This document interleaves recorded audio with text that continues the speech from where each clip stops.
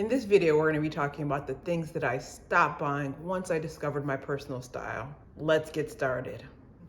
Personal style is exactly that, personal. And the way I would describe my personal style is elegant, form conscious, sexy. I think this dress that I have on is a very good example of kind of my personal style. It's fitted, it's unique, it stands out, but it's still elegant. I will always say I felt like I was a stylish person, but it took me a while to embrace my personal style. One thing about discovering my personal style is I really also had to embrace my body type. Now, I'm an hourglass, meaning my shoulders and my hips are around the same size and my waist is small. A lot of these universal styling tips that I often hear other stylists say are really geared towards people who are more pear-shaped. I believe pear-shaped women make up around 60% of the population, so it makes sense to generalize and give people certain tips that will apply to more than half of women, right? The problem for me is that I would always try these tips and feel like, why doesn't it work for me? In my opinion, personal style is about looking your best and being comfortable in your body. So once I embraced the fact that a lot of these universal tips weren't going to work for me, it was smooth sailing to embracing my personal style.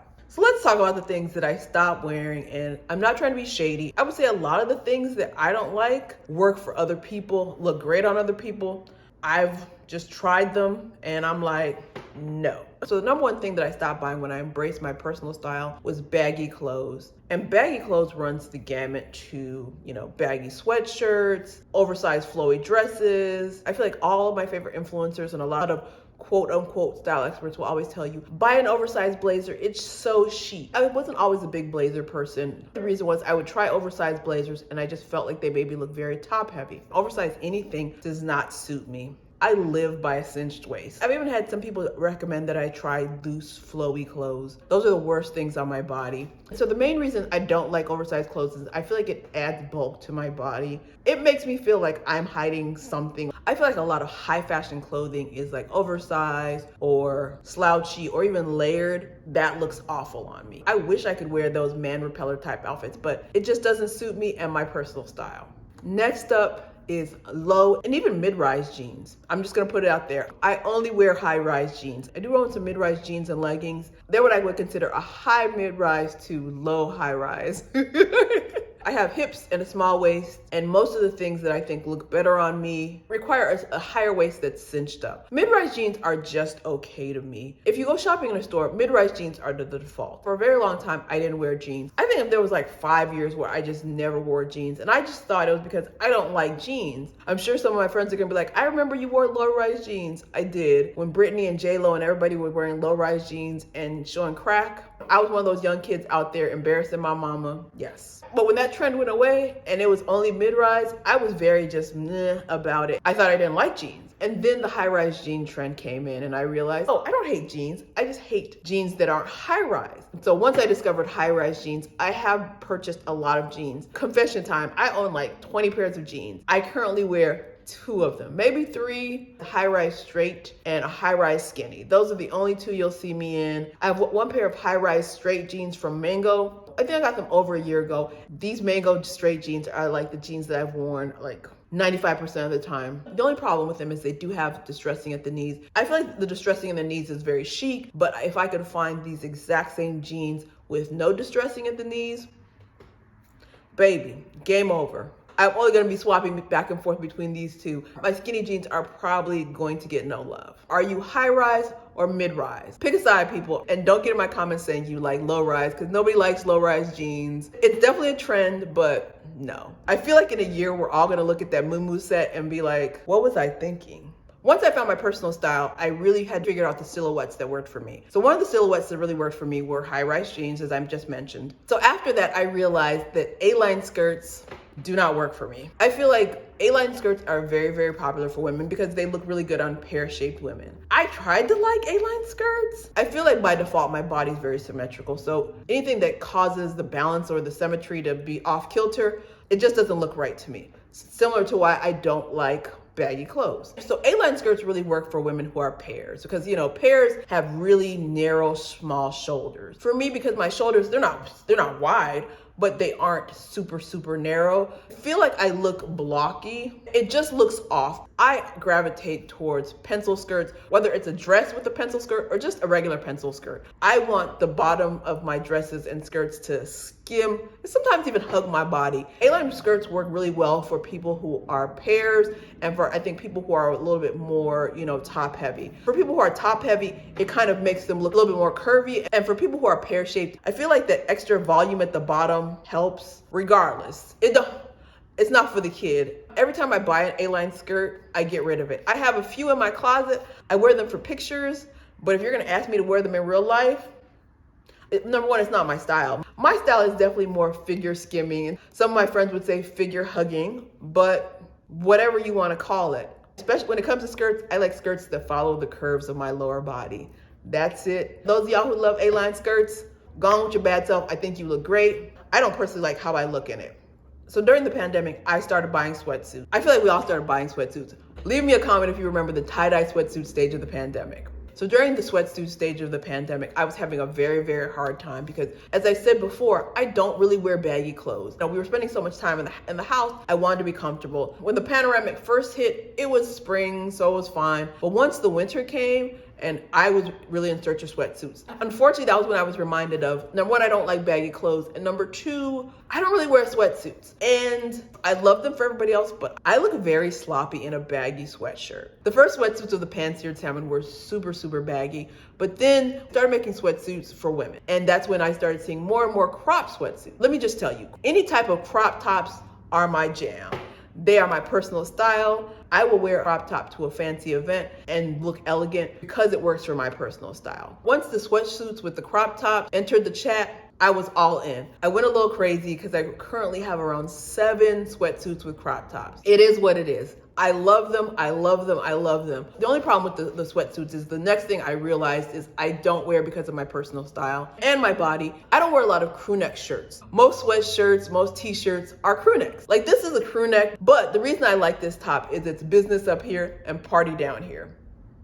I'm a busty woman. Personally, I think I look better in things that show a little bit of this clavicle. So I'm going to always be wearing like a V-neck, maybe a U-neck, even a shirt like this. So I've done a few videos where showing myself wearing like a t-shirt. For years, I didn't buy t-shirts at all. So I have a degree in computer science and I've worked in tech most of my adult life. I have a very large collection of tech t-shirts. So I never really bought t-shirts, but those t-shirts really didn't work fashion-wise. So I ended up buying a few. I will wear t-shirts occasionally, like with shorts and maybe under a blazer. If I do that, I have to find like a bra or sports bra that will minimize my chest, because if I wear just a regular bra, I look bad in a t-shirt. I know a bunch of women who are like, I'm a jeans and t-shirt gal, not the kid. If you come to my house and I'm hanging out, of course I'll be wearing one of my free tech t-shirts. But if I'm leaving the house, I rarely wear a t-shirt. I understand why people wear them because they're comfy, but for me, they're not flattering. Part of my personal style is wearing clothes that are flattering. And don't get me wrong, I love t-shirts. I think they're a cool fashion statement. I wish I could wear t-shirts and really look good. I have a few t-shirts that I can wear that I think look decent. I've just had to accept the fact that I'm never gonna be one of those people that looks good in jeans and t-shirt. Part of finding and embracing your personal style is letting go of things that don't flatter you. In addition to baggy clothes, I basically had to say that crew neck shirts are not for me. Let me know in the comments if you live in jeans and a t-shirt.